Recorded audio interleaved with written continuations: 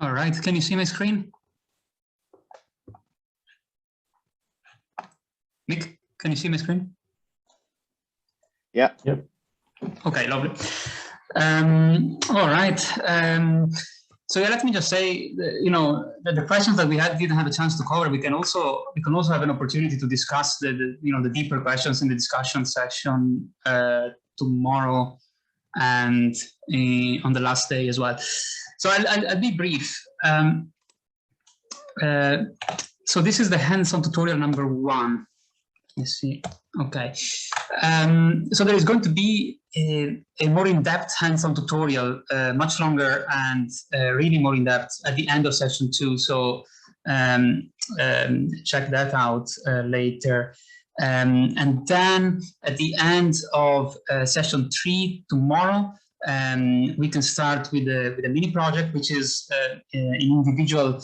You'll be doing it individually, and whatever questions comes up during the mini project, we can discuss on day 3. So again, this is the same slide as before, and it's just to say we have a resource page. I'll show it to you in a second, and whatever you see there is what we have done for the workshop, and we are going to expand it in the future. So thanks to the great talks from Jonas and Ed, what we can see is that all the methodological part that we're going to discuss during the workshop is about relating a particular set of features of a stimulus, in this case speech or music, and EEG or MEG or some other kind of neural signal. So as Ed mentioned, we can break this down in an EEG pre-processing stage, a feature extraction stage for the stimulus, and then this modeling of the relationship between these two signals. So we heard a lot of that, and we're going to hear more about it. So what are we going to use for the tutorials? And we're going to look into MATLAB and the mTRF-Toolbox, which is precisely a toolbox for relating neural signals to continuous stimuli in a multivariate to univariate fashion. And we are going to see this much more in depth in session 2. And you can find this toolbox on GitHub, on the MathWorks website, on SourceForge. And the reason for using it is that the organizers, especially Nick Cross, when he was working with that, we all contributed to this toolbox to a certain extent, and it's now picked up with few citations, and it's used by several labs. So we have a reason to use this for the tutorials. And I'm going to show you how we can use this toolbox to describe these encoding models that we can also call forward models or decoding models, so these backward models. So in one case, we try to predict the EEG, in the other case to reconstruct some features of the speech. So first of all, resource page and guideline, and I'll show you a bit of code and how to run the mTRF-Toolbox. So if you just, I'll just type it from the start. If you just go into cnspworkshop.net, you're going to be redirected to our website, which is maybe not graphically appealing for the moment, but it has lots of useful material. So if you go on the resource page, you have a section with scripts and toolboxes, a section with datasets, and then some references that we're going to add for another just 2.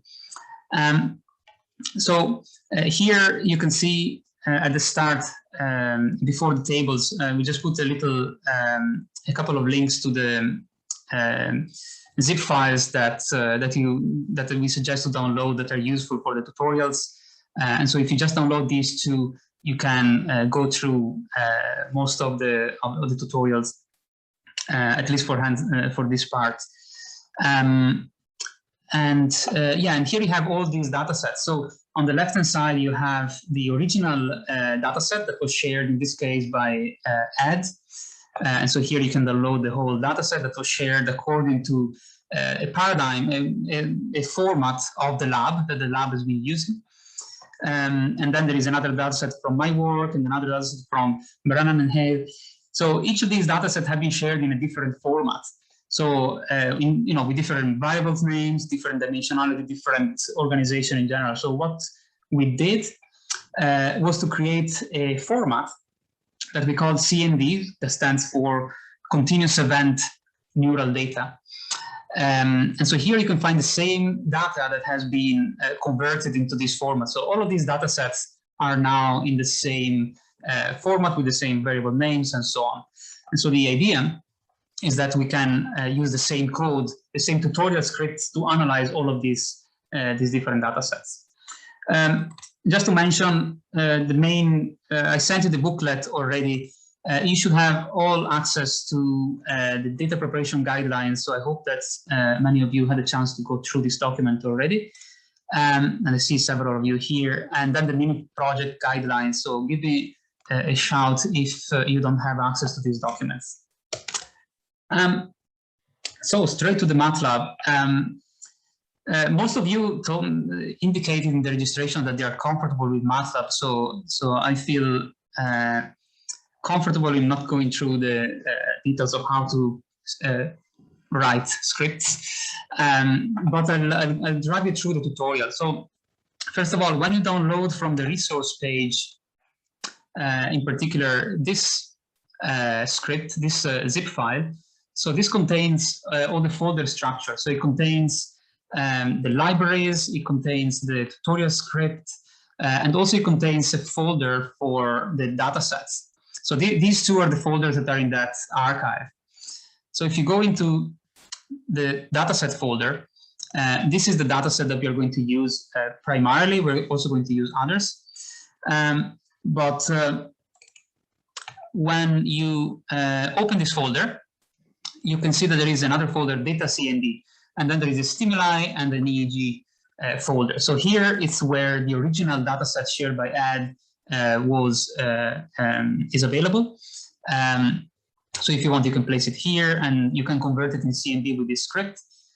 Or more simply, you can just open this folder and you can see the files in CND format already. I'm just trying to sort them here. So you can see, for example, if I go onto data stim, you will have,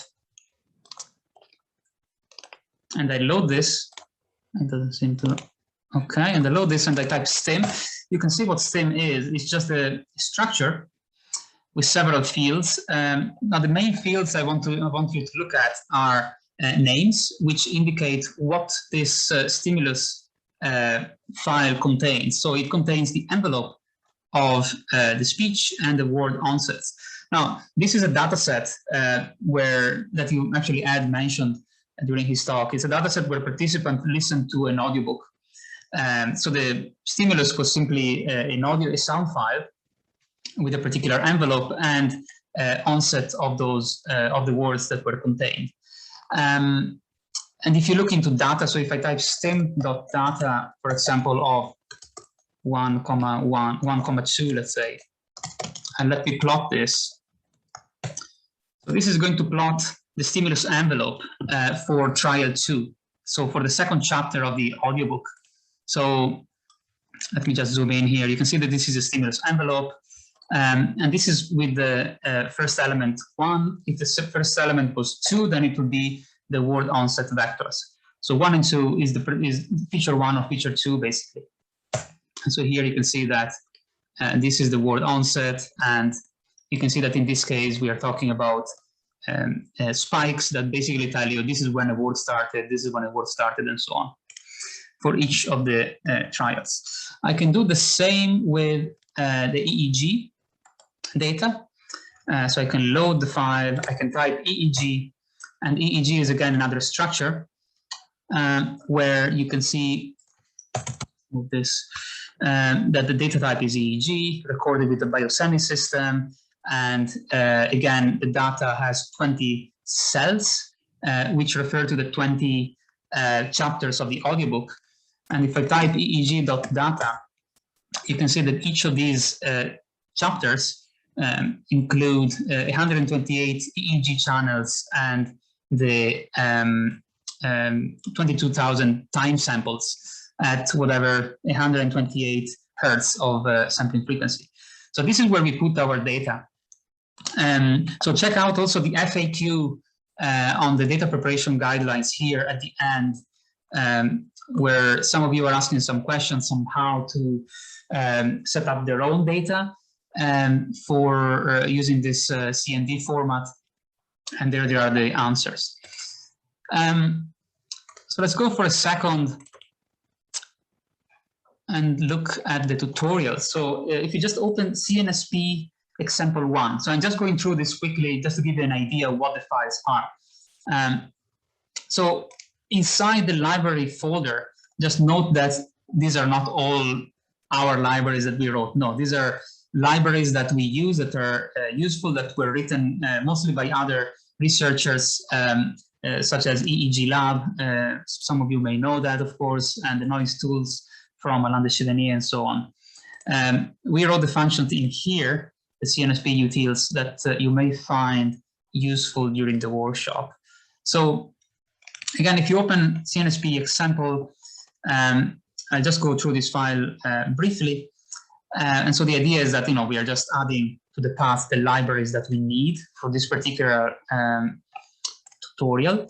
And then here, there is an interesting section that I'm going to run.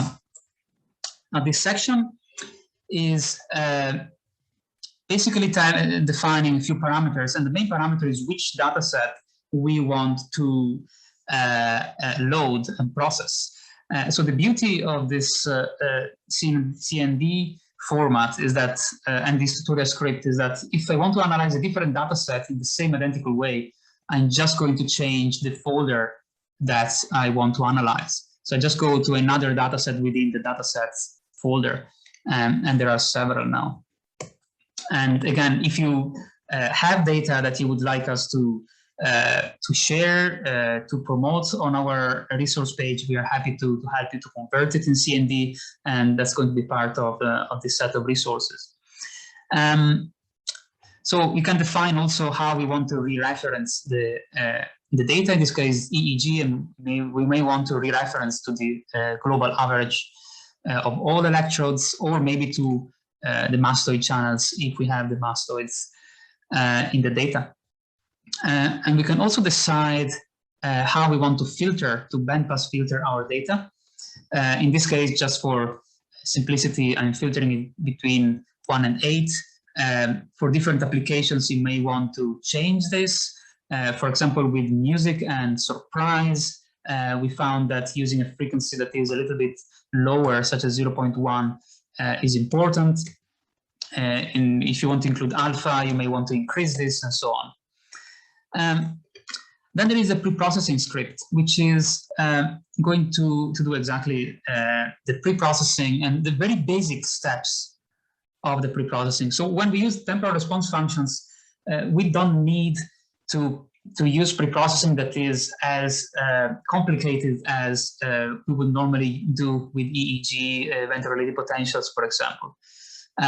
Because the temporal response function is already going to take the relevant parts, the relevant portions of the EEG, and and ignoring kind of the noisy parts. So it's important to denoise, but it's not as crucial as with ERPs.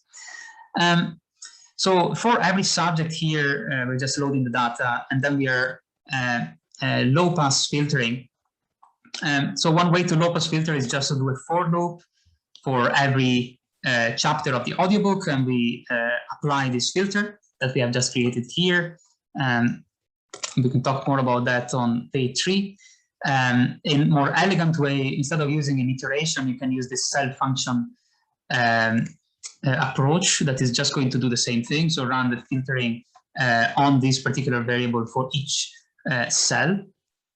And if we have external channels, this is also going to filter our external channels like the mastoids, if necessary. Then we can downsample if necessary, which we are not doing in this particular case, but you can do it. And then we can high pass filter. And here come the basic denoising. So here we are removing bad channels.